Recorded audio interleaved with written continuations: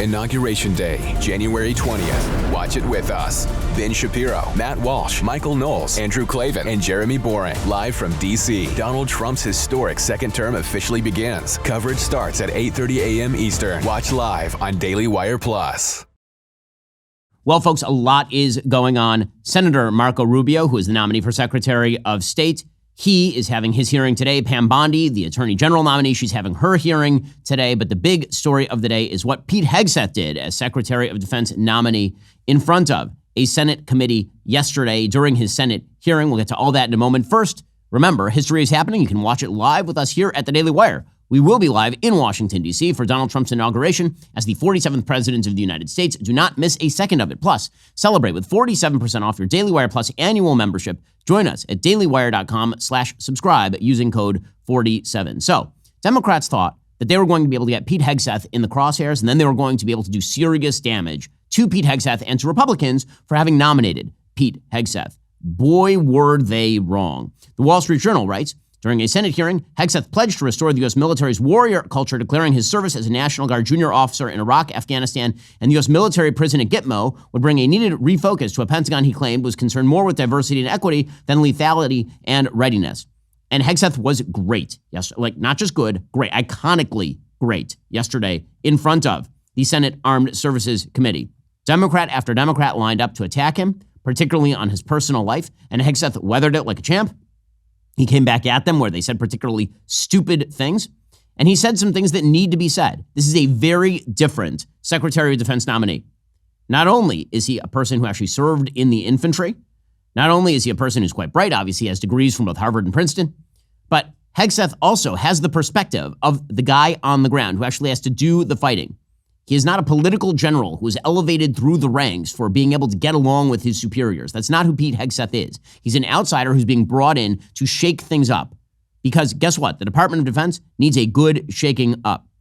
He said a lot of things yesterday. Many of them were quite wonderful. Here, for example, is Pete Hegseth yesterday, who was being questioned about his adherence to things like the Geneva Conventions and his comments that American warfighters have to be given the ability to actually win. The answer to that, by the way, is absolutely yes. Here was Hegseth yesterday talking about the difference between the guys in the air-conditioned offices and the guys with their boots on the ground. We are a country that fights by the rule of law, and our men and women always do. And yet we have too many people here in air-conditioned offices that like to point fingers at the guys in dark and dangerous places, the gals in helicopters in enemy territory who are doing things that people in Washington, D.C. would never dare to do. That is exactly right. That is exactly right. The Department of Defense should be about destroying the enemy. And the attempts of so many on the left to hamstring our ability to actually win wars using every tool at their disposal, including lawfare, is awful, and Hegseth is going to put an end to it. Hegseth talked about diversity, equity, and inclusion, about the lowering of standards in order to, quote unquote, diversify the American military. Here he was saying, you know what should matter? Skill, being good at your job. These are basic notions. The fact the Democratic Party abandoned all of this is why they just got shellacked in the elections. Because in those ground combat roles, what is true is that the weight of the ruck on your back doesn't change. The weight of the 155 round that you have to carry doesn't change. The weight of the 240 Bravo machine gun you might have to carry doesn't change. And so whether it's a man or a woman, they have to meet the same high standards. And Senator, in any place where those things have been eroded or in courses, criteria have been changed in order to meet quotas, racial quotas or gender quotas, that is putting a focus on something other than readiness, standards, meritocracy, and lethality. Again, this is such common sense. This is why he's going to make an excellent Secretary of Defense. We are no longer going to have General Mark Milley talking about the problems of white rage and how diversity is our greatest strength. It turns out the greatest strength of the military is effectiveness and lethality, its ability to kill the bad guys and pursue American interests. That also means thinning out the ranks of the political generals at the top. Here's Hegseth saying, listen, you know, we used to win wars when we had fewer generals, is something I noticed. Our staff numbers are exploding. What are you going to do about that? Senator, we're going to address that. We won World War II with 7 four-star generals. Today, we have 44 four-star generals. There's an inverse relationship between the size of staffs and victory on the battlefield. We don't need more bureaucracy at the top. We need more warfighters empowered at the bottom. So it's going to be my job working with those that we hire and those inside the administration to identify those places where fat can be cut so it can go toward lethality. Of course, that's right. He also said, you know what that encompasses? That encompasses us firing the bad generals. You don't get to lose wars and keep your job. Again, perfectly obvious stuff that was apparently unsayable for decades. Everybody in this room knows, if you're a rifleman and you lose your rifle, they're throwing the book at you. Mm-hmm. But if you're a general who loses a war, you get a promotion. That's not going to happen in Donald Trump's Pentagon. There will be real standards for success. Everyone from the top, from the most senior general to the most lowly private, will ensure that they're treated fairly, men and women, inside that system. Again, that is totally correct. So Hegseth was asked about his perspective on women in combat. He had expressed his objections in the past to women in frontline combat roles. And what he says is, listen, if women can fulfill the standards, sure. The question is whether they can. And that is, in fact, an open, don't change the standards for diversity's sake. Here was Senator Joni Ernst, who is considered someone who's sort of on the fence about Hegseth. After these hearings, she came out and said that she endorsed Hegseth for Secretary of Defense. He's going to sail through. He's going to get 51, 52, maybe even 53 votes. Here was Hegseth with Joni Ernst. Senator, first of all, thank you for your service, as we discussed extensively as well. It's my privilege. And my answer is yes, exactly the way that you caveated it. Yes, women will have access to ground combat roles, given the standards remain high, and we'll have a review to ensure the standards have not been eroded in any one of these cases. That'll be part of one of the first things we do at the Pentagon, is reviewing that in a gender-neutral way, the standards, ensuring readiness and meritocracy is front and center. But absolutely, it would be the privilege of a lifetime to, if confirmed, to be the Secretary of Defense for all men and women in uniform who fight so heroic. They have so many other options. They decide to put their right hand up for our country. I mean, one of the things that Hegseth has going for him is not only his background, his military background, the fact that he's very bright, he also happens to be incredibly telegenic, right? He was a TV star, which means that he is great on TV and knows how to speak in front of a crowd. He also suggested, as part of the extension of what he was talking about, women in combat roles, politics should not play a part in how the military is run. And this all should be perfectly obvious. And as we'll see, saying perfectly obvious things in front of Democrats is like a red flag in front of a bull. It's insane how Democrats went after Hegseth yesterday. So here's Hegseth saying politics should not play a part in how the military is run. Unlike the current administration, politics should play no part in military matters. We are not Republicans. We are not Democrats. We are American warriors. Our standards will be high and they will be equal, not equitable. That's a very different word.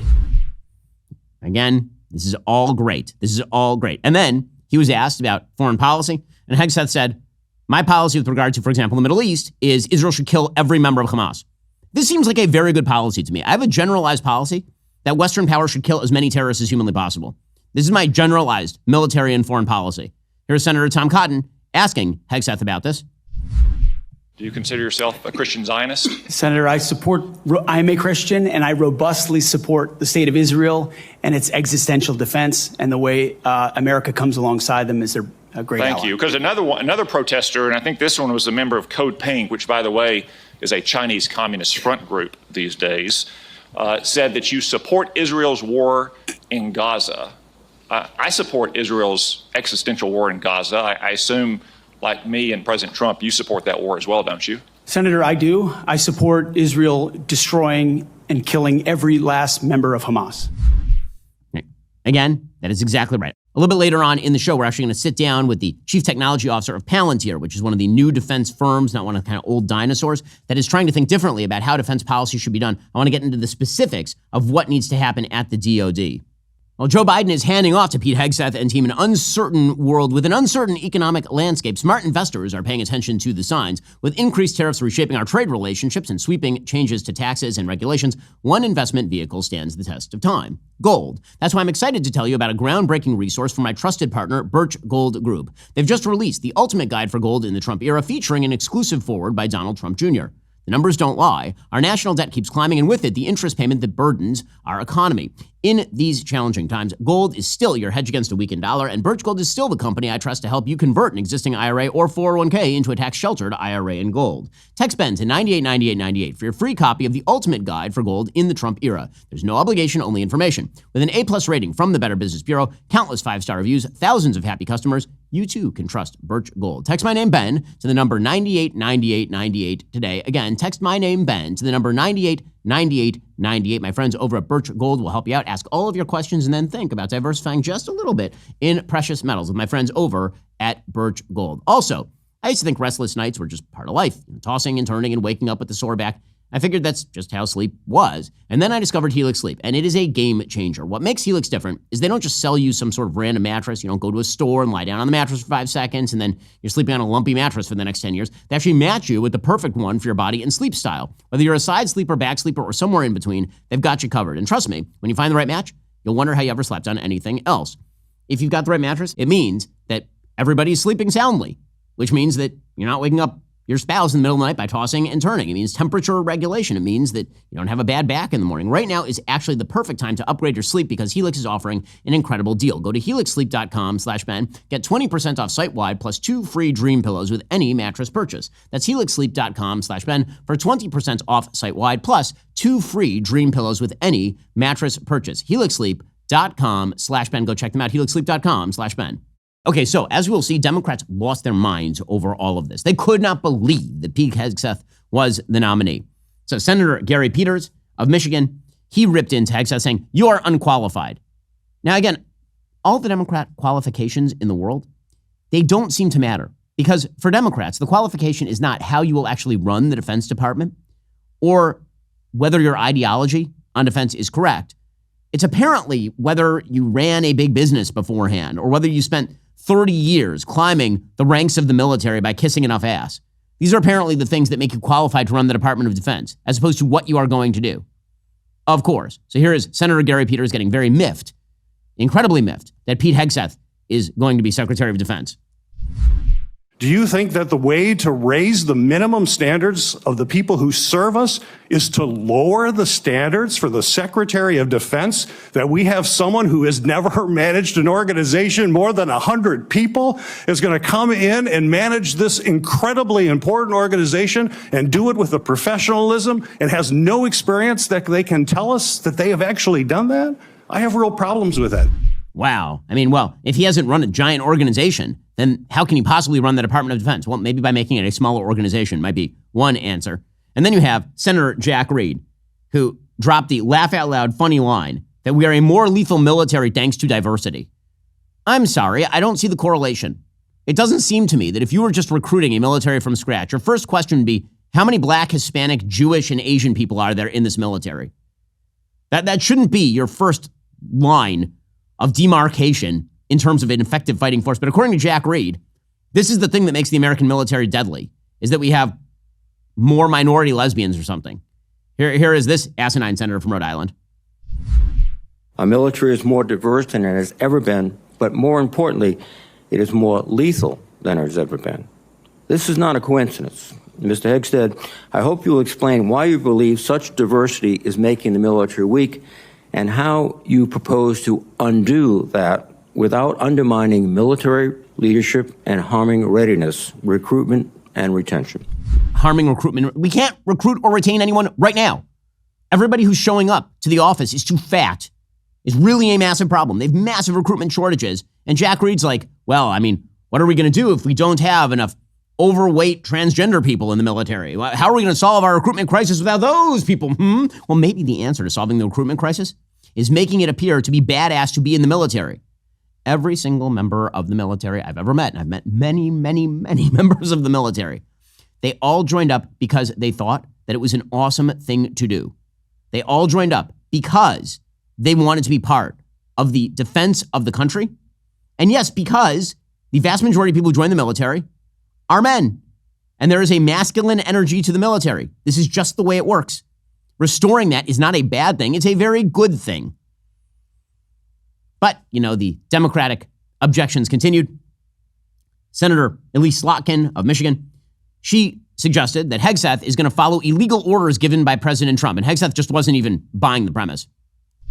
What are you scared of?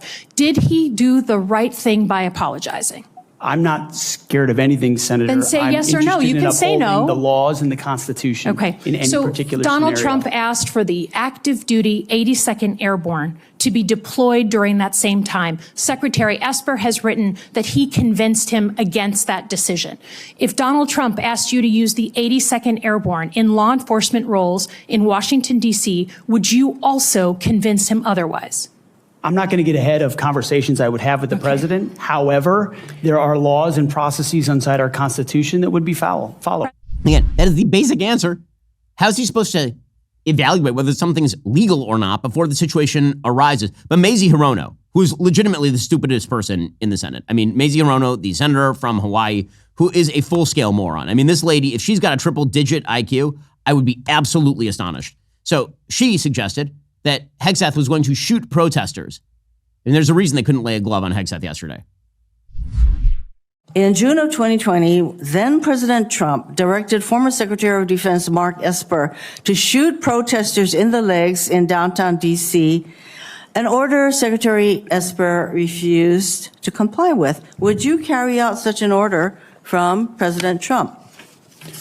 Senator, I was in the Washington, D.C. National Guard unit that was in Lafayette Square during those events. Would you carry out an order to shoot protesters in the legs? I saw 50 Secret Service agents get injured by rioters trying to jump over the fence, set the church on fire, and destroy a statue. That sounds to me that you will comply with such an order. You will shoot protesters in the leg.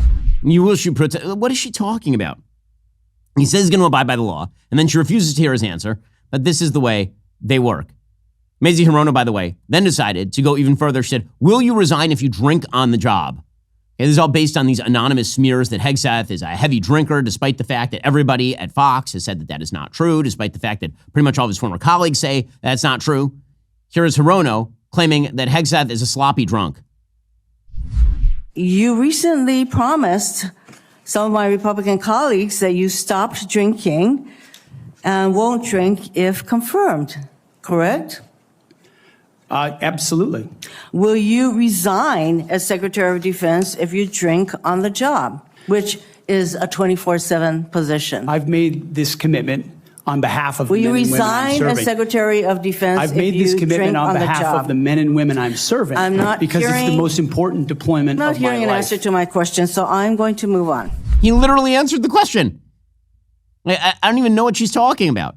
But again, this is how the Democrats decided to go after him. Same thing with Mark Kelly, the senator from Arizona. He also tried to get Hegseth on the "you're a heavy drinker" routine. On Memorial Day 2014, at a CVA event in Virginia, you needed to be carried out of the event for being intoxicated. Senator, anonymous smears. Just true or false? Very simple. Summer of 2014 in Cleveland, drunk in public with the CVA team. Anonymous smears. I'm just asking for true or false questions, true or false answers. An event in North Carolina, drunk in front of 3 young female staff members after you had instituted a no alcohol policy and then reversed it. True or false? Anonymous smears. And again, you actually have to evidence the smear in order for you to move forward those accusations, but apparently not, according to the Democrats. Then Tim Kaine joined the fun, senator from Virginia and long-forgotten vice presidential candidate for Hillary Clinton. He went after Hegseth for his extramarital affairs, which again, I'm sorry, you're the party of Bill Clinton, guys. You are. That's what you are. You're the party of Ted Kennedy. Like, give it a rest. Here's Tim Kaine. I want to return to the incident that you referenced a minute ago that occurred in Monterey, California in October 2017. At that time, you were still married to your second wife, correct? I believe so. And you had just fathered a child by a woman who would later become your third wife, correct? Senator, I was falsely charged, fully investigated, and completely cleared. So you think you were completely cleared because you committed no crime. That's your definition of cleared? You had just fathered a child 2 months before by a woman that was not your wife. I am shocked that you would stand here and say you're completely cleared. Can you so casually cheat on a second wife and cheat on the mother of a child that had been born 2 months before, and you tell us you are completely cleared. How is that a complete clear? Senator, her child's name is Gwendolyn Hope Hegseth, and she's a child of God, and she's 7 years old. And she was, and you cheated on the mother of that child less than 2 months after that daughter was born, didn't you? Those were false charges. Well, it was fully investigated, and I was completely cleared. And I am grateful for the marriage I have to this amazing woman behind me. Okay, that last line is the key. He's still married to that woman. And by the way, he's experienced conversion. He's become a very religious Christian. So Senator Mark Wayne Mullin eventually had enough of this, the senator from Oklahoma. And he had what I think is one of the great moments in modern Senate history, where he effectively stood up on his hind legs and he said, listen, all you drunken leches in the Senate, and there are a lot of them, okay, the amount of drinking that goes on in the Senate could provide the entire market for grain alcohol in the United States. There are so many drunks, so many cheaters on their wives in the Senate. It is not a place filled with virtuous men. It really is not. And Mark Wayne Mullin makes this point. He's like, so you're going after Hegseth for something that he's lived through and apologized for in a way that, by the way, Bill Clinton never did. Tim Kaine ripping into Hegseth. He ran with the wife of the person who is the biggest cheater as president, exposed before the American public, and the woman he ran with literally threatened alleged victims. I mean, that is who Tim Kaine ran. And then he sits there judging Pete Hegseth, who, again, has repented of the sin. Here's Mark Wayne Mullin going after his fellow senators. And then Senator Kaine, or I guess I better use the senator from Virginia, starts bringing up the fact that what if you showed up drunk to your job? How many senators have showed up drunk to vote at night? Have any of you guys asked them to step down and resign from their job? And don't tell me you haven't seen it, because I know you have. And then how many senators do you know have got a divorce before cheating on their wives? Did you ask them to step down? No, but it's for show. Correct. It's for show. But the show continued. Again, I don't know what Democrats thought they were doing here, but it absolutely backfired. It did not look good in any way, shape, or form. The Democrats continued. Senator Tammy Duckworth of Illinois, she tried to mock Hegseth for not knowing off the top of his head the countries in ASEAN, which is a compendium of 11 countries in Southeast Asia. And somehow this was supposed to be disqualifying, which again is unbelievably stupid. Because if somebody refers to that and you don't know, you ask your phone and it tells you in legitimately 0.0 seconds. Here's Tammy Duckworth going after Hegseth.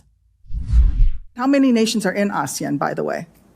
I couldn't tell you the exact amount of nations in that, but I know we have allies in South Korea and Japan and in AUKUS with Australia, trying to work on submarines with them. Mr. Hegseth, none of those countries are in ASEAN. Across. None of those 3 countries that you've mentioned are in ASEAN. I suggest you do a little homework before you prepare for these types of negotiations. Okay, you literally put on the Supreme Court a woman who doesn't know what a woman is.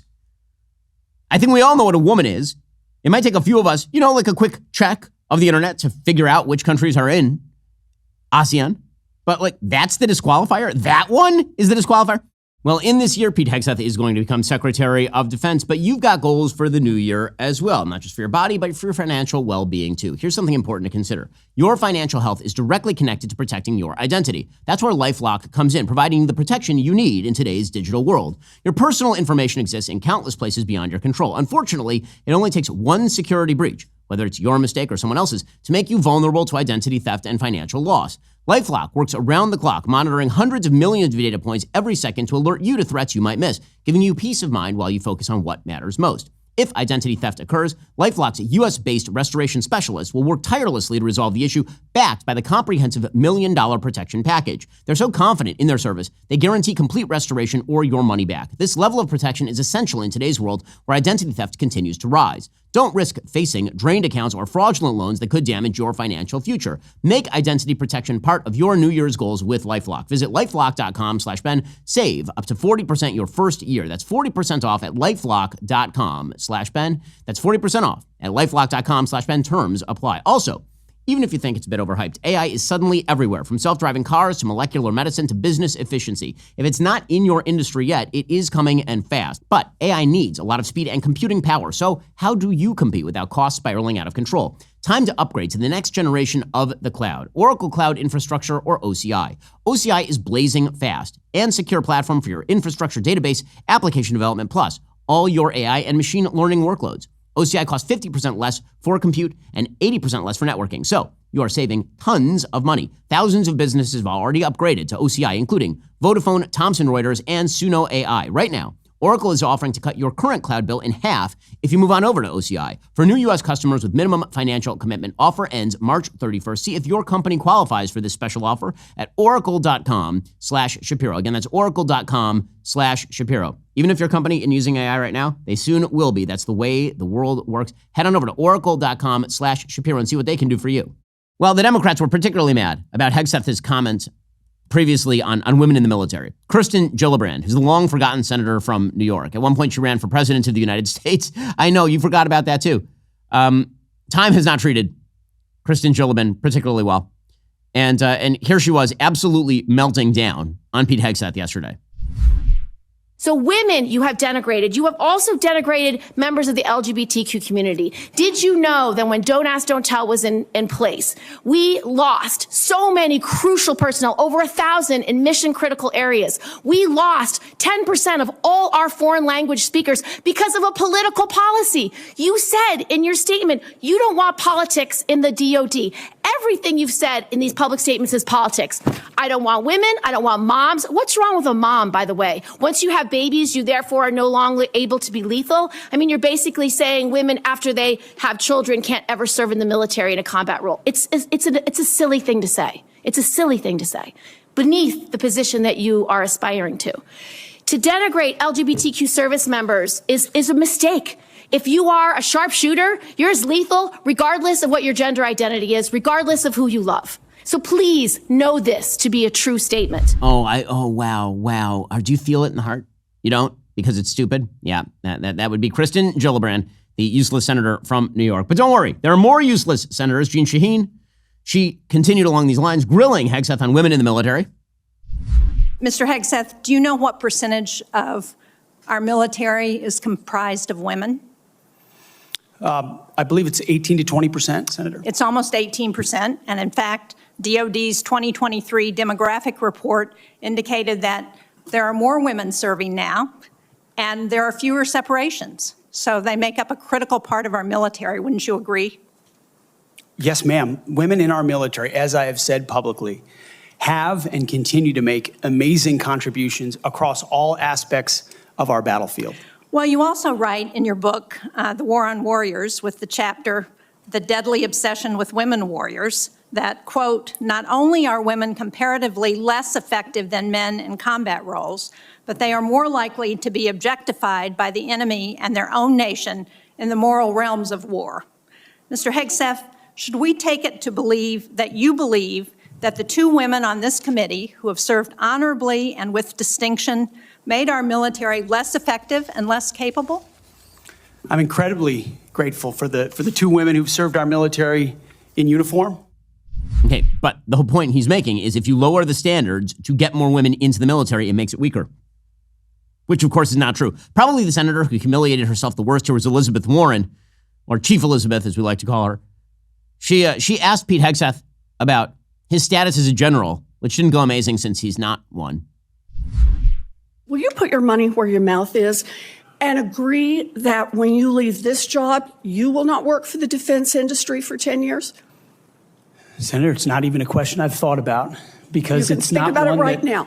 It's not one. My motivation for this job. I understand has never that. been I just about need what a could yes or no conceivably here. come next. Time is short. I just need a yes or no. I would consult with the president about what the policy should be at the Defense Department. In other words, you're quite sure that every general who serves should not go directly into the defense industry for 10 years. But you're not willing to make that same pledge? I'm not a general, Senator. You'll be the one, let us just be clear, in charge of the generals? They're also awful. They're also awful. In the end, it was Tim Sheehy, again, another member of the military, who was questioning Hegseth in what was, I think, probably the best exchange of the day. Sheehy said to Hegseth, listen, this is all very basic. How many genders are there? Let's start with that baseline question, which is something that apparently Mark Milley, that chairman of the Joint Chiefs, can't answer. How many genders are there? Tough one. Senator, there are 2 genders. I know that well. I'm a Sheehy, so I'm on board. Senator Sheehy is awesome. I campaigned with him up in Montana. He is a fantastic new addition to the Senate. In the end, as Markwin Mullin says, Hegseth is going to get 51, 52 votes in the Senate minimum, and he should. He will be your new Secretary of Defense, and that is going to happen this week. Meanwhile, other nominees are having their hearings as well. Apparently, Marco Rubio is having his hearing today. In that hearing, he said, in his opener speech, he said, placing our core national interests above all else is not isolationism. It is the common sense realization that a foreign policy centered on our national interest is not some outdated relic. The post-war global order is not just obsolete. It is now a weapon being used against us. That is absolutely correct. That is absolutely correct. This idea that there is a quote-unquote liberal world order that requires us to pre-clear our actions with the United Nations, that international law from the ICJ and ICC is something that is worth our respect, or that the most important thing to the United States should be upholding some vague standard of Wilsonian international justice. It's nonsense. Rubio knows that. Rubio will be confirmed as well. The 2 other controversial nominees are going to have their hearings in very short order. And those 2 most controversial nominees are, of course, RFK Jr. and Tulsi Gabbard. Tulsi Gabbard has been making significant inroads with the Senate. She's been vowing, for example, that she is going to, as Director of National Intelligence, not get rid of Section 702, which is the way that the U.S. intelligence community actually can monitor the communications of foreign entities. Also, because Democrats are going so hard at Hegseth, they're actually expending all their ammo that they theoretically could have aimed at Tulsi Gabbard. There's a point being made by Jonathan Martin over at Politico. He says the disproportionate attention to Hegseth's nomination by the press and senators in both parties has been a gift to Gabbard. Since Hegseth's November nomination, Democrats have focused the bulk of their attention on the former Fox and Friends weekend host, effectively taking their cues from the extensive press coverage.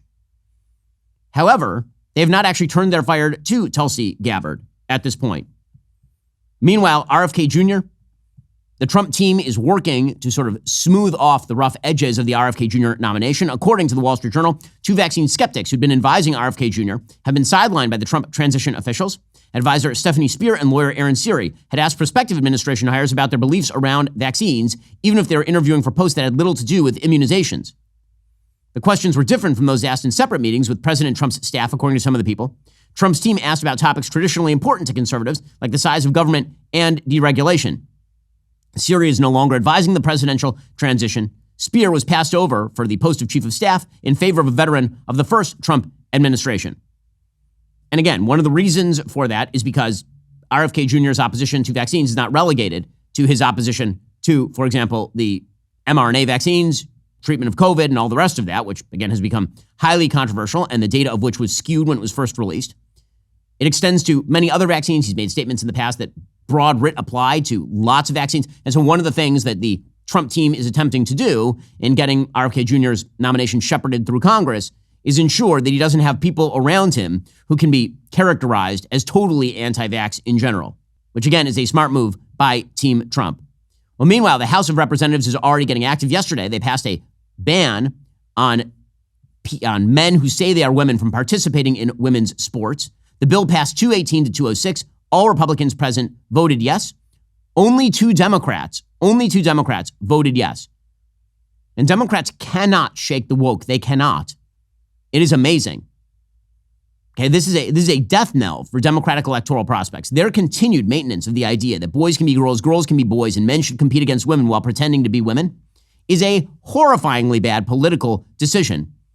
And yet they still continue to trot out absolute imbeciles like Alexandra Ocasio-Cortez to make the case. Here yesterday was Alexandra Ocasio-Cortez explaining that it's terribly sexist not to allow boys to compete with girls. I know who loves this bill. Yes, bigoted folks love this bill. Assaulters love this bill. But also, CEOs love this bill. because Los Angeles is on fire right now. And this is the number one priority this majority has. Thank you, and I yield back. CEOs love this bill because of the fire? Like, well, what is she even jabbering about? But they are so attached to their woke principles, they cannot let it go. Meanwhile, Speaker Johnson, again, passed his first test with flying colors, somehow cobbling together enough of the House Republican majority to be re-enshrined as Speaker of the House with the very important support of President Trump. He said, listen, this is pretty obvious. Protecting women in sports is commonsensical. It's an executive branch function. I mean, it is a big issue. I mean, probably the most famous ad of the campaign cycle was the one that the Trump administration ran on this issue, and it resonates with the American people. Congressman Stubbe mentioned it's in the opinion polls. This is a 80-90% issue or more, depending on which poll you look at, because, again, it comports with common sense. It should not be a partisan issue. We should have every single member of Congress united on this. And I would challenge all of you to go ask the questions of the Democrats who voted against it, how in the world they can justify that, because I don't understand the argument at all. And that, of course, is exactly correct. But common sense left the Democratic Party long ago. Speaking of which, we'll get into the latest from California, which continues to be just insane in 1 second. First, you tired of winning yet? Well, I'm not. The Daily Wire will be live from D.C. for the inauguration of President-elect Donald J. Trump as he is sworn in as the 47th President of the United States. We're not just going to watch history. We're going to bring it to you live and uncensored. To celebrate the 47th president, we are giving you 47% off new Daily Wire Plus annual memberships. Clever, right? Plus, we're including a free $20 gift as a thank you for joining the fight, which is pretty awesome. Remember, Daily Wire Plus is the only place where you get our daily shows ad-free and uncensored, plus unlimited access to premium entertainment, hit movies, groundbreaking documentaries. Join the celebration. Use code 47 at dailywire.com/subscribe for 47% off your membership today. Meanwhile, the situation in California continues to be quite dire. It is not as though these fires are under control. The fires are still raging out of control. The winds are picking up once again. The wildfire map continues to be extraordinarily large. The Palisades fire has been burning for 8 days. It is still only 18% contained. It has burned almost 24,000 acres, and the winds are expected to pick up today as well. The Eaton fire, which has burned 14,000 acres, is only 35% contained as well. It seems as though the most populated areas have basically been prevented from being eaten by the fire, particularly the Palisades fire. And it looks like the map is moving more out to the west than it is to the east at this point. So the map has not moved more toward Bel Air or Brentwood, for example, but it is moving out more toward the Ventura area, toward Malibu West and such. Meanwhile, the person with the priorities is Gavin Newsom, the governor of California. It is truly incredible how unbelievably incompetent they are and how wedded they are to their left-wing ideals. So let's say that your house burned down in this fire. God forbid, it's really terrible.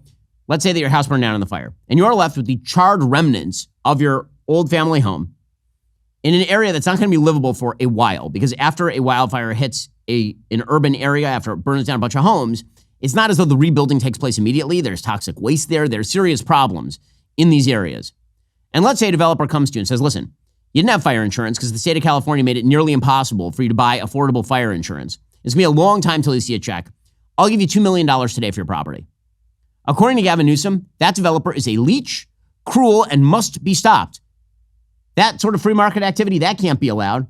They're bringing you an unsolicited... Now, listen, you could say no to that offer, but the fact that they are even making an offer shows how greedy and terrible they are. Here is Gavin Newsom speaking up against free markets after his complete botchery of this fire. I'm here in Altadena. I just signed an executive order with community leaders to deal with the issue that is becoming a bigger and bigger issue every day, and that's land developers that are engaging in predatory efforts to make unsolicited offers for properties at significantly below market value. This predatory behavior is disgusting in the best of times, and of course here in the midst of this tragedy at scale, it's disgraceful. So we're going to hold those folks accountable. I'm very grateful for the leadership here in the community that promoted this approach, and this executive order is a reflection of their direction and their commitment to preserving the unique character of this community for generations to come. Totally psychotic. I'm sorry, totally psychotic. So somebody comes to you and they offer you money, and Gavin Newsom's response is, I'm going to prosecute that money. You could just say no. What he's really attempting to do is stop people from selling. He's not stopping people from buying. He's stopping people from selling. You know what stops people from buying? A seller saying no. You know what stops a seller from selling? Only the government. Unbelievable. But, they have your best interests at heart. Meanwhile, the Los Angeles mayor, embattled Los Angeles mayor Karen Bass, she was asked why she was in Africa in the first place. She'd actually pledged earlier in her term that she would not do any foreign travel. Of course, that wasn't true. So here she was ignoring that question. Looking back, would you have taken that trip overseas? I am going to focus today on what we know. Wow. Well, I'm convinced. Well, it wouldn't be a full-scale tragedy without Jimmy Kimmel tearing up on air, because this is what you want from your late-night comedians, is lectures about politics and tearing up, which is what Jimmy Kimmel has become famous for. He's no longer famous for making jokes. It is truly impressive how in our culture-centric universe, people like Jimmy Kimmel, who was once famous for doing a show with Adam Carolla in which women bounced up and down on trampolines so that their breasts would jiggle, how he has now become the moral clarion for the left on late-night television. Here you go, Jimmy Kimmel. I think I speak for all of us when I say it has been a sickening, shocking, awful experience, but has also been, in a lot of ways, a beautiful experience because once again, we see our fellow men and women coming together to support each other. People who lost their own homes were out volunteering in parking lots, helping others who lost theirs. And tonight, I don't want to get into all the vile and irresponsible and stupid things our alleged future president and his gaggle of scumbags chose to say during our darkest and most terrifying hour. The fact that they chose to attack our firefighters, who apparently aren't white enough to be out there risking their lives on our behalf, it's disgusting, but it's not surprising. They weren't attacking the firefighters. They were attacking the entire system that allowed this to happen, including the underfunding of the fire department for paying gigantic pensions and salaries negotiated by unions, which prevented the staffing up of the fire department. Also, it seems to me that if your top priority is hiring people who literally say that it's not their job to pull men out of burning buildings because the men shouldn't have been there in the first place, that seems like that should be a question that should be asked. Anytime, let alone in the middle of the most devastating wildfire in American history. So thanks to Jimmy Kimmel for, as always, his moral clarity. Meanwhile, Joe Biden is expected to make his valedictory address tonight. He's going to explain why he was such a wonderful president. And honestly, I'm grateful to Joe Biden for ripping the lid off the incompetence of the Democrats, for bringing us a second Donald Trump term. That is what he's mostly going to be remembered for. On his way out, he's doing everything he can to screw things up. According to the Wall Street Journal, days before President Biden's term ends, his administration said it would remove Cuba from the U.S. list of state sponsors of terrorism as part of a deal worked out with the help from the Catholic Church to free political prisoners on the island. U.S. officials said the decision, which comes less than a week before President-elect Trump's inauguration for a second term, would lead to the release of many dozens of Cuban political prisoners. The Cuban Foreign Ministry said it would free 553 prisoners. But what exactly does this do? Well, it actually just frees up banking for Cuba. That's actually what it does. It gives the Cuban dictatorship access to cash. According to the Wall Street Journal, banks almost universally shun Cuba because of the terrorism listing. The decision to take it off the list if it stands could be the first step in helping Havana obtain some financial relief. Biden officials described the action as a gesture of goodwill after a U.S. review found, quote, no credible evidence at this time of ongoing support by Cuba for international terrorism. Well, suffice to say, I do not trust the Biden administration in their assessment. Senator Rick Scott of Florida slammed the move as a parting gift to dictators and terrorists around the world. Florida Democrats, too, condemned it. They said, quote, we condemn in the strongest terms Cuba's removal from this list. That seems exactly correct. But again, they're going to do as much damage as they can on the way out the door. That's also true of the Securities and Exchange Commission. Just days before Donald Trump is set to take office, just days before Doge is set to get to work, that is the Elon Musk, Vivek Ramaswamy-led agency that is focused in on governmental efficiency. U.S. securities regulators, according to the New York Times, have now sued Elon Musk in federal court in Washington on Tuesday in an enforcement action arising from his $44 billion purchase of Twitter, now called X. The SEC contends that in buying Twitter in 2022, Musk violated securities laws by amassing a large stock position in the social media company without filing proper notification. The complaint said he waited 11 days before filing the required disclosure with the SEC. Well, he ended up taking Twitter private at a price of $44 billion. According to the SEC, because Musk didn't disclose his position, he was able to continue buying Twitter stock at an artificially low price The move allowed him to underpay by at least $150 million for the additional shares before disclosing his stake. He paid $44 billion for a social media service that, at this point, I have no idea what it's worth. It ain't $44 billion. So in other words, here's how the process went. He offered that he was going to buy the place at like $44 billion. And he was starting to buy up shares. And everybody was like, okay, that's sure. Twitter's like, okay, we'll take it. And then he was like, okay, hold up a second. It seems as though there's a lot of bots on the service and a lot of fake numbers around this service. And I don't want to pay that $44 billion. And the government stepped in and sued. And he was like, okay, fine. I guess you've got, fine, sure. I'll buy it for $44 billion. Now the government's like, well, you're not, you paid too much money. And he's like, I know I paid too much money. They're like, but you didn't pay enough. Like, what in the world? What in the world? His lawyer, Alex Shapiro, denounced the filing. Quote, today's action is an admission by the SEC. They can't bring an actual case because Musk has done nothing wrong and everyone sees this sham for what it is. This is the third time the SEC has gone to court with Musk. The first was when they went to court claiming that he'd made an inappropriate market-moving post on social media talking about taking Tesla private. Gary Gensler, who's been just an awful SEC commissioner, is leading the way. All these agencies are staffed up by some of the worst people in America, truthfully, and they need to go. Alrighty, folks. So, because we are going to have a new Secretary of Defense, I wanted to discuss in depth what a better defense policy would look like. And so I sat down just a couple of days ago with the Chief Technology Officer of Palantir, which is one of the new defense firms that is doing significant work in modernizing the military, taking creative approaches to the military. It is not one of the dinosaurs, one of the old dinosaurs that are getting paid billions of dollars to generate parts for the F-35. They are thinking differently. Here's what our interview sounded like. I think it's fascinating and really important listening for people who want to see changes in policy direction at the Defense Department. Shyam, thanks so much for stopping by. I wanted to have you stop by and talk to us about defense policy. What should that look like? So obviously the first question that people are going to ask is, you're in the defense industry. That just means that you're a warmonger who wants more wars and wants to spend more on defense. Like that's like your top priority. I'm sure you get that a lot. What's your sort of response to that? Well, I mean, the goal of defense is to deter conflict. And actually, I think in many ways, the budget should be much less. I think a lot of what we're spending on defense right now ends up being effectively a jobs program. And the part that we're spending on actually deterring our adversaries, actually scaring Sheehy, is insufficient. Now, I think there's a lot of ways that we can do that well within our fiscal means and constraints. And that's really what I argue for in the defense reformation. So one of the things that you talk about in the defense reformation is something you call monopsony. You say this is the way that defense budgeting has been practiced. Why don't you define that and what exactly is the problem? Yeah, so people are very familiar with the term monopoly. And we look at monopolies with great skepticism, where there's a single seller of a product in the market. Well, monopsony is the mirror image of that, where there's a single buyer for a thing.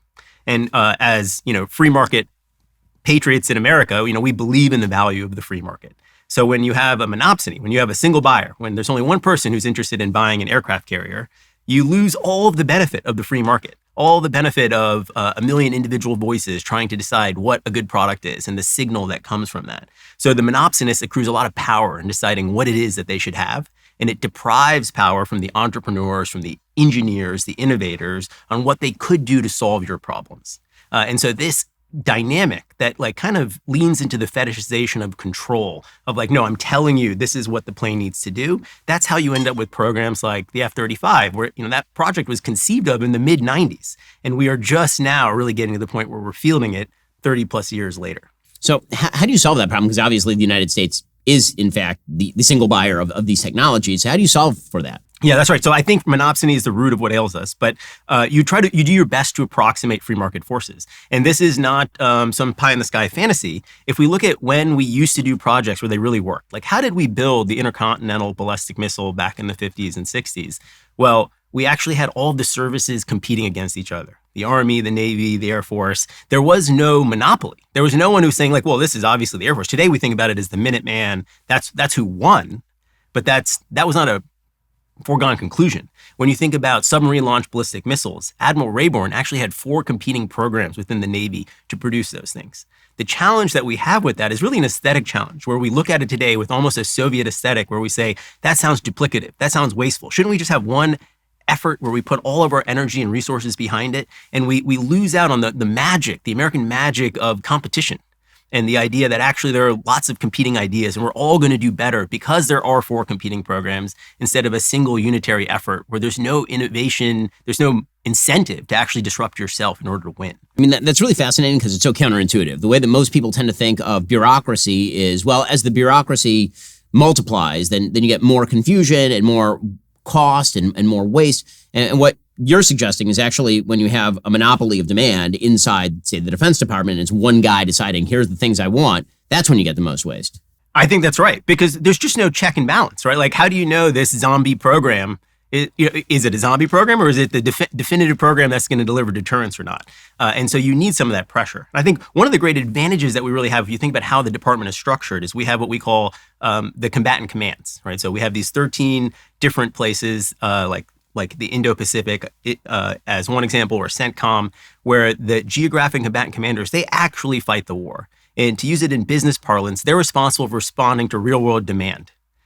The services, the Army, the Air Force, and Navy, they're responsible for the supply side, for presenting forces, for building the equipment and the material and training the soldiers and providing that to the combatant commanders. But we have 13 of them. We can actually use this to approximate a market. And why should we presuppose that what Admiral Paparo needs in the Pacific is going to be exactly the same thing as what General Kurilla needs in the Middle East? That doesn't really make sense. So we need to create mechanisms for each of these combatant commanders to express their demand. This is what I need from the services and the forces, be able to control some of that budget, which today we don't let them do, so they can match their own supply and demand. So how does defense lobbying play into all of this? Because obviously you see some real dinosaurs in the defense industry that are wildly inefficient and that are charging up the wazoo. And we've tried to control that with something called cost plus, which is essentially, okay, what's your cost? And we'll add a percentage on top of it, the same way that you might see a contractor do that under certain circumstances. What's the problem with that system? Why are we still contracting with so many dinosaurs? Well, the other industry that loves cost plus is general contracting. And I don't know if anyone's gone through a home remodel who's listening to this, but most people are not pretty happy with how that's gone. It's somehow, for the contractor to get more plus, the cost has to go up, and that's what seems to happen. And it lacks the natural incentive to figure out how to manage this within your own means or to drive innovation against that cost base. So cost plus, where did this really come from? It came from the era of mobilization around World War II, where it makes a lot of sense. We took a bunch of auto companies and other parts of the American industry, and this was complete mobilization of our economy. You're going to have to build things you never built before. You don't know what it's going to cost you to build it. I'm going to just tell you, build it. The nation needs it. And here's some baked in profit. So that was the right model for the moment. It's not the right model anymore. If you look at what SpaceX has been able to do with space launch, I grew up in the shadow of the Space Coast. I used to love watching the shuttle launch. The shuttle, it was $50,000 a kilogram to get to orbit. With Starship Heavy reuse that's imminently coming, Elon has made that $10. $10. And so if you were doing this under a cost plus regime, he would have reduced his profit a huge amount there because the cost just went down a huge amount.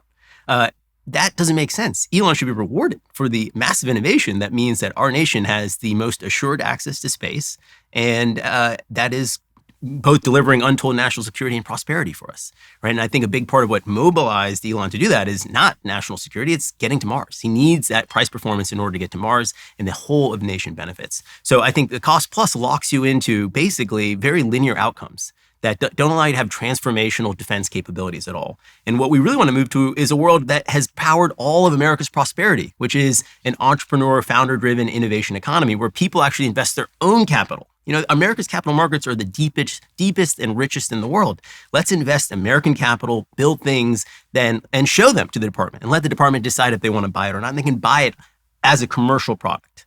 Not having sunk U.S. taxpayer R&D into developing these things, but rather putting that risk on private capital and deciding what works for them.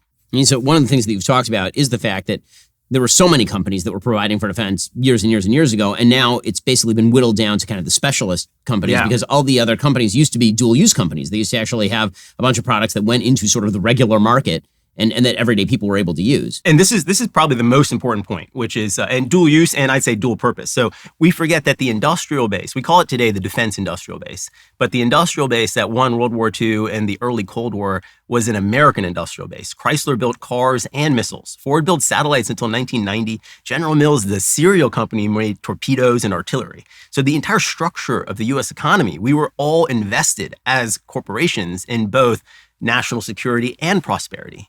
And I think we've lost a lot by how it's rotated. And if we look at the fall of the Berlin Wall, at that moment in 89, only 6% of major weapon system spending went to defense specialists, the so-called primes. Most of the spending went to these dual-purpose companies like a Chrysler. Now, if you look at that figure, it's 86% goes to defense specialists. So we've lost quite a bit, and that's a consequence of the luxury of having, quote unquote, having won the Cold War. Without a near peer or a peer threat, and kind of the lack of a pace that we needed to follow. We got to kind of lean into the monopsonist preferences for control and the fetishization of how they were going to go about doing this, rather than leveraging the breadth of the American economy to deliver national security and prosperity for its people.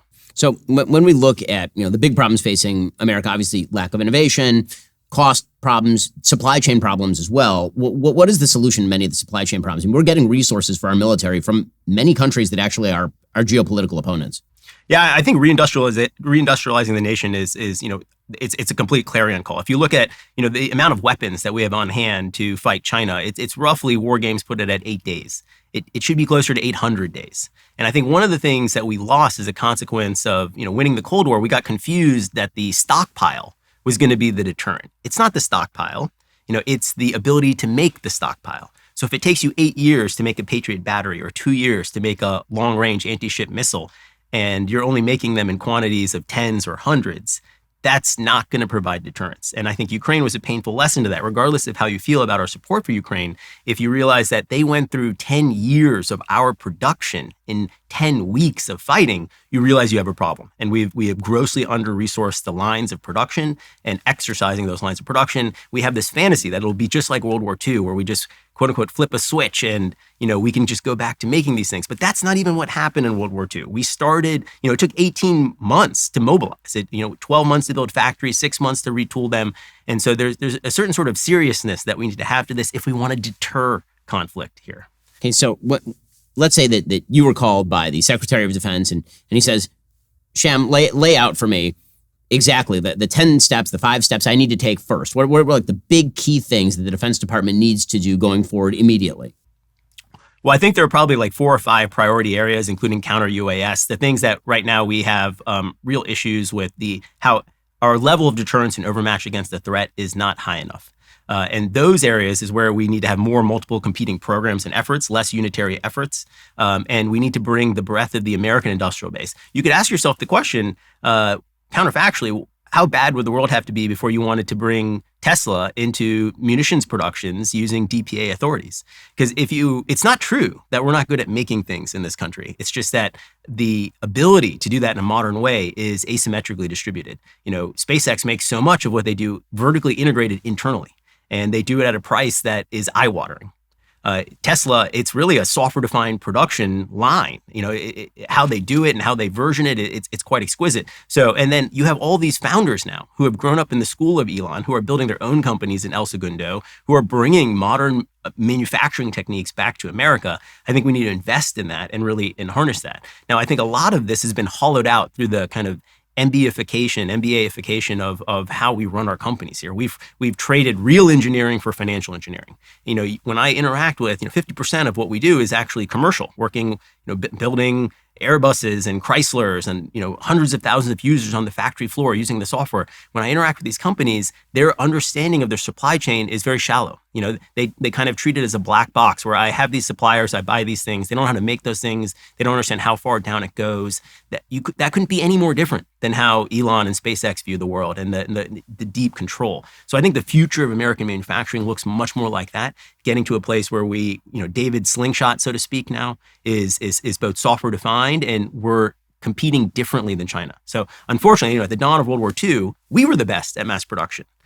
Today, our adversary is. So we shouldn't compete symmetrically in reindustrializing. We're going to have to use a different approach to doing it. And I think we've already seen that approach can work in America. We need to give American workers superpowers with the technology that we have a unique advantage in. And we need to use the techniques that Elon and others have shown can really work to bring that work back.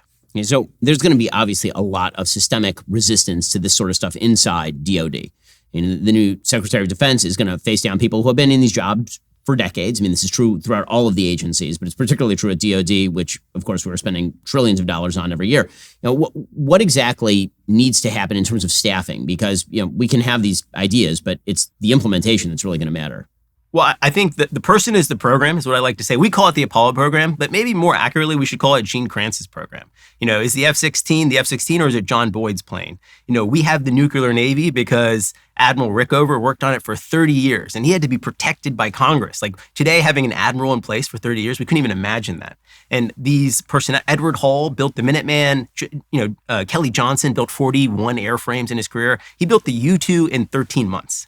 So there is something, profoundly valuable about these founder personalities. And I think of all nations in the world, we understand that. There's a reason we call them the founding fathers, right? And I think what we've kind of lost is like we've built a military cadre where they need to rotate every 2 to 3 years, that it's about collecting experiences, about filling out a bingo card rather than the deep work of actually delivering capabilities for the nations, focusing on the output here.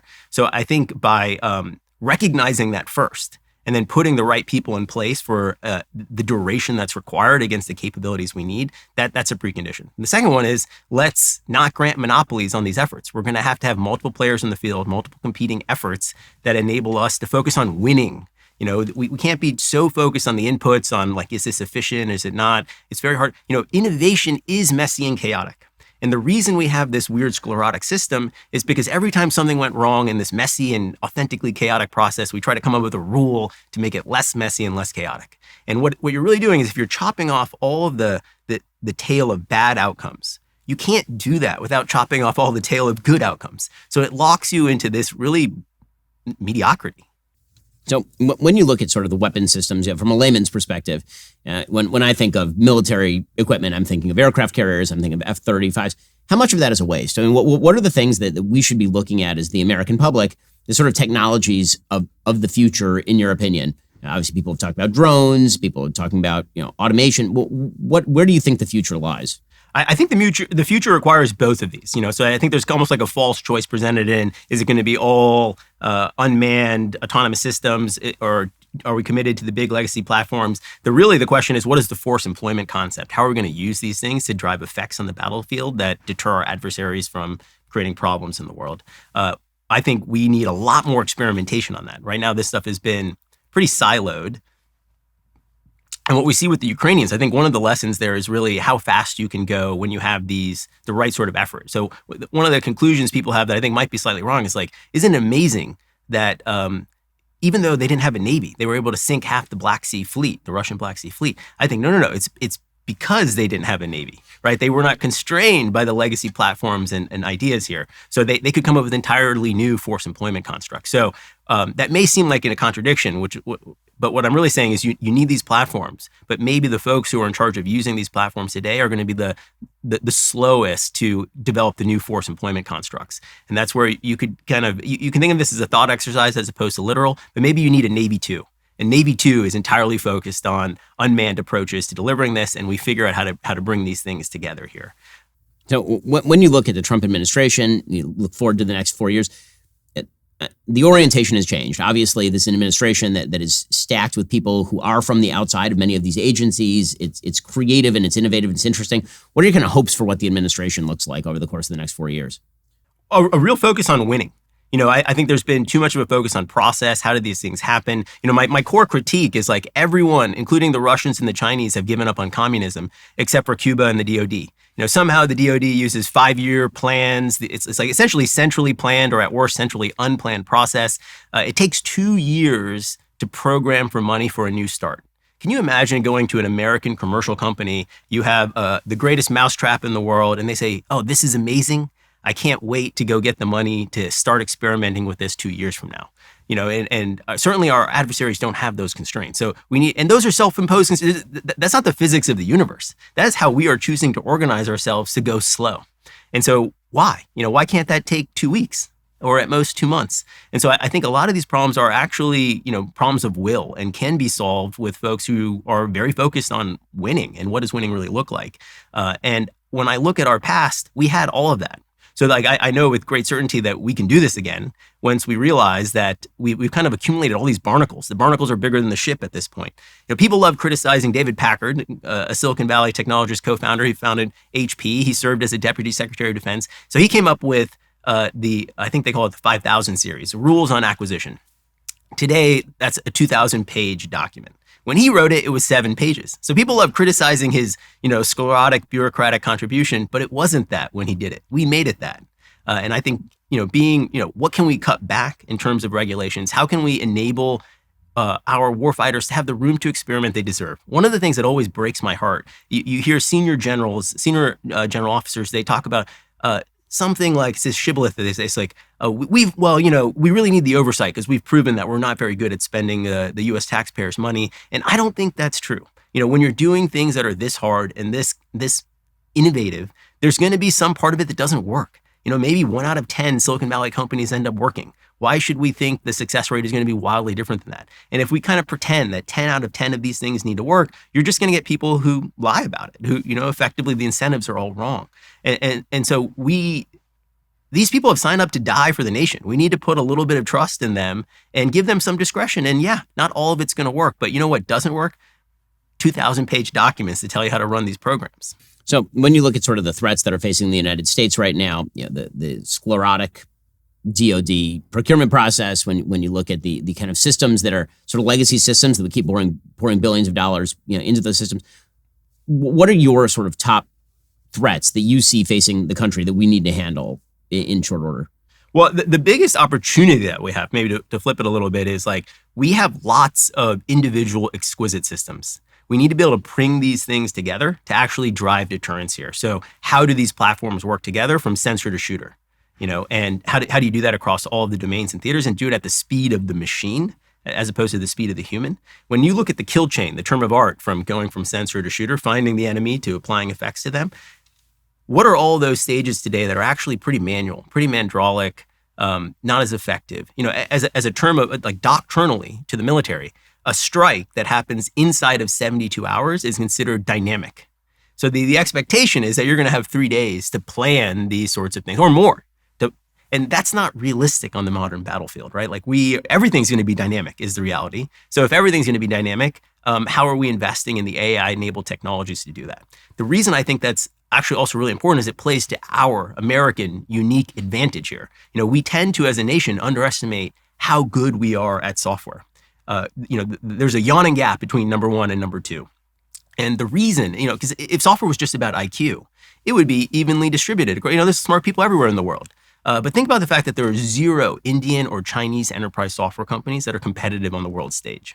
So what explains our unique outperformance in America? Sometimes when people look at Silicon Valley, they think, oh, maybe we imported this from India or Israel. We did import it to Silicon Valley, but we imported it from Iowa. It came from Bob Noyce, the co-founder of Intel, the co-inventor of the transistor, and our unique software advantage is cultural. And it comes from a Midwestern culture, this sensibility, a willingness to play positive-sum games, open communication, high trust environments. You can see all of these things are very hard to scale in a place like India or China. They don't scale. They don't work there. And the shape of their businesses reflect that. So Bob Noyce came up with the term open door policy. We don't understand the degree to which actually all of American tech is descendant from this Iowan culture. And that's what's very special. It's very hard to replicate. If you're a Singaporean and you come to Stanford and you're like, oh, I'm going to copy the university or Sand Hill Road, you're kind of missing the whole thing. And the one thing you need to copy is the one thing you don't want to copy. You're very committed to your culture. You're not interested in becoming Iowan, but that's what it takes. Well, Shyam, really appreciate the time and the insight. And obviously, I hope that the DoD takes a lot of that advice. Really appreciate it. Thank you, Ben. All right, guys, coming up, the media are doing their best to stand for anti-Semitic regimes. This is what they do. If you're not a member, become a member. Use code Shapiro. Check out for 2 months free on all annual plans. Click that link in the description and join us.